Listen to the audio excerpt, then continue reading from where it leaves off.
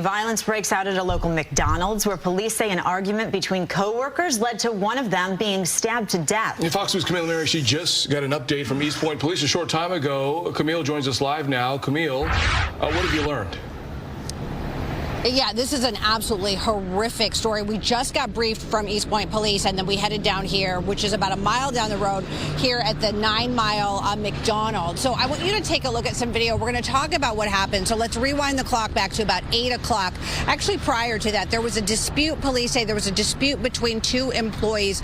One employee leaves, a verbal altercation. One employee leaves, comes back, and then proceeds, this is according to police, proceeds to stab that employee, that fellow employee that they had a dispute with, in the area of the drive-through inside where the employees work. Well, then this is where things take a twist.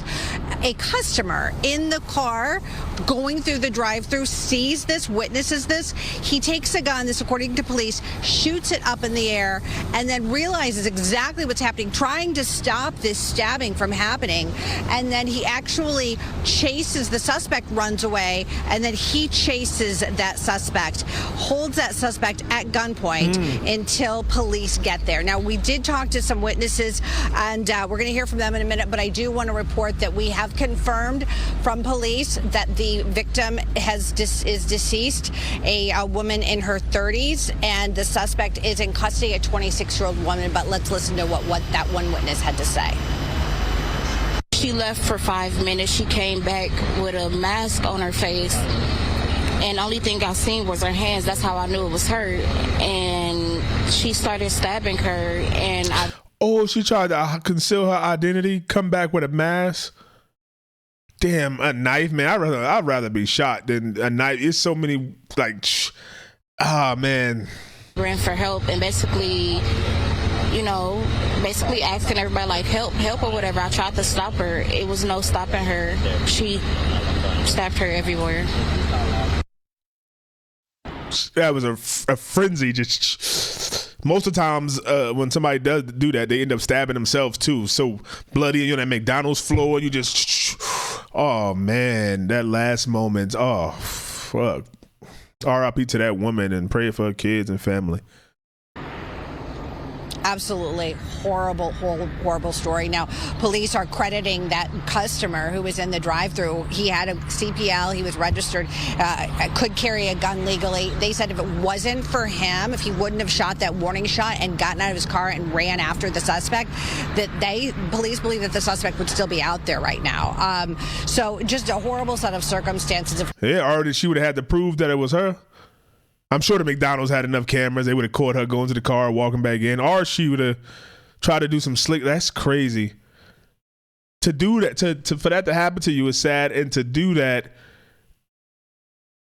McDonald's employee accused of fatally stabbing manager in court. We're gonna watch that, but to do that to somebody, to stab them and watch that, to cause that pain over and over again, you got to be mentally disturbed.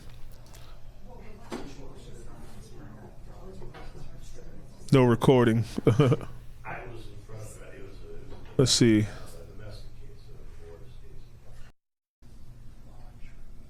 By Harris for not performing her work duties, and told Harris.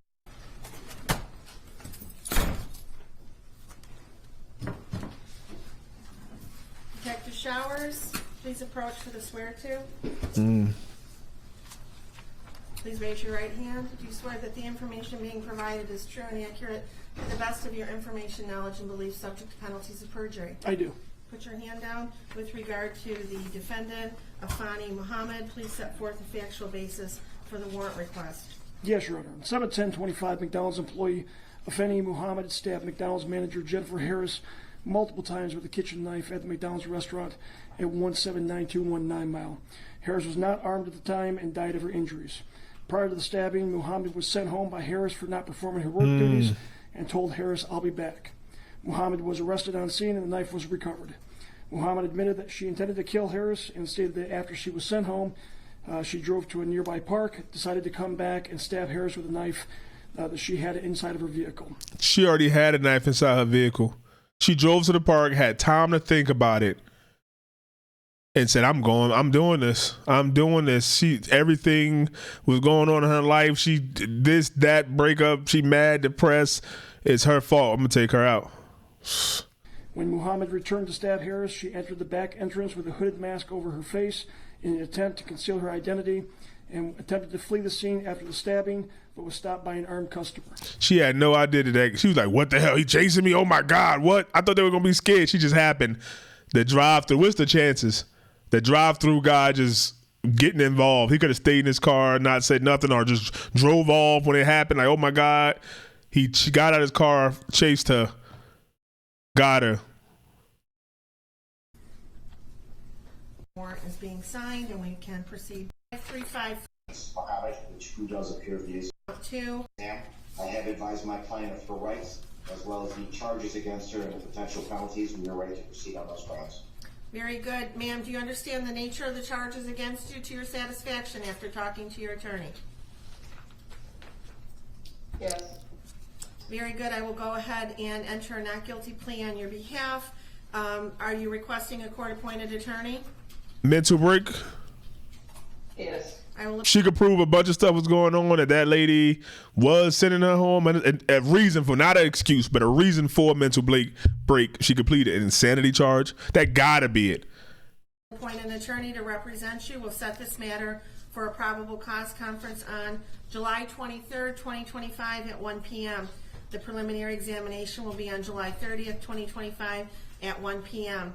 As to bond, Mr. Licata. Thank you very much, Your Honor. Just briefly, my client is 26 years old, does live in a great city of East Point. Your Honor, my client is a high school graduate. In fact, is actually was taking some online classes for college for a physical therapy degree. Your Honor, there are some disturbing facts in this particular matter, but there are facts that haven't been brought out yet. And he don't even want to be doing this. Look at his face. He don't even want to say this with a straight face. My client is extremely anxious to have those facts brought to light during the pendency of this case. She was in an extremely abusive relationship that was not only mental but physical, that involved alcohol issues, which is where the habitual second. I don't know about y'all, but that little tooth he got is bothering me. I'm not bothering me, but I just cannot take it. I cannot take my eyes off that little tooth. Prior record. Your Honor, my client is a helpful person. She's a giving person. She's actually is credited with saving a life because of a 60-year-old who had skin cancer that she may go to the doctor to find out that that's exactly what it was. I stabbed my McDonald's manager inside, but hey, I taken a life, but I saved a life. I told her to go to the doctor. I seen that skin tag. I said, go to the doctor. Hey, I'm a good person. That person is doing extremely well right now. I understand the facts that have been laid out today in the grant no bond involving any case involving murder. In this case, we are requesting no bond for this defendant. Also provided within the court rules are certain factors for this court rules. Other employees that were present, which attempted to help the victim after the stabbing occurred. That alone is enough to show that there is a threat to the community. She then ran from the building to her vehicle, presumably with the intent to flee from the scene. She was stopped by a helpful bystander. You're also able to consider the likelihood of conviction in this case, given the facts as laid out by Detective Showers and the information that the prosecutors have reviewed in order to charge this defendant. She ain't get no damn bond. Thank you, counsel. The court has reviewed the charges and the circumstances surrounding this case. The defendant is facing various serious charges, including murder in the first degree, which is one of the most serious criminal offenses in our state, carrying penalties up to life without parole. Additionally, carrying a dangerous weapon with unlawful intent further underscores defendant's potential threat to public safety. Yeah, she ain't say she wouldn't got a knife. It was already in her car. She just dangerous already. And it has a prior criminal record out Oh. of Virginia for malicious wounding. Oh, so she got a history of acting out. It was actually felony malicious wounding that was reduced to unlawful bodily injury concerning a stabbing, and that is what gives rise to the habitual. Oh, she played with knives all the time. Second.